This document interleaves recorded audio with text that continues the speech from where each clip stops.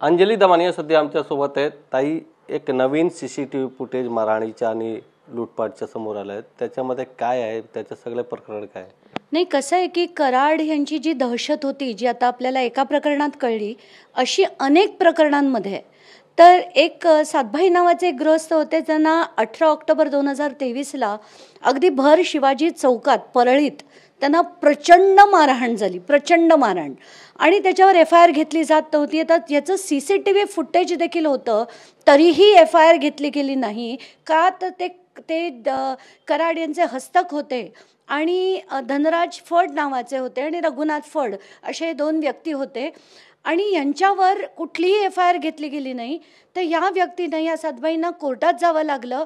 कोर्टाकडनं 21 फेब्रुवारीला ऑर्डर देखील आली की FIR रजिस्टर करण्यात यावं आणि इन्व्हेस्टिगेशन करण्यात यावं। तरीही 21 पासून 27 तारखेपर्यंत त्यांच्यावर FIR झाली नाही। म्हणून मला त्या लोकांनी जेव्हा परत मेसेज पाठवला की ताई तुम्ही मदत करा, ते मी SP-ना ते सगळे डिटेल पाठवले। SP-नी 27, 28 आणि 1 तारीख 3 दिवस मी त्यांचा फॉलोअप घेते आणि आज जाऊन ती FIR झाली आहे।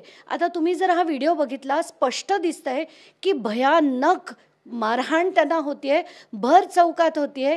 ह्याच्यात सुद्धा अख्खच्या अख्खं सिंडिकेट आहे आणि फक्त कराडचे हस्तक आहेत म्हणून त्यांच्यावर कारवाई होत नाही।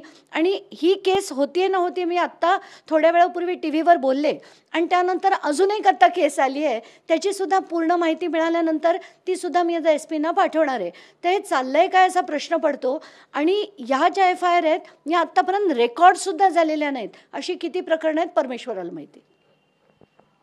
कॅमेरामॅन खंडूसह गोविंद ठाकूर, TV9 मराठी, मुंबई।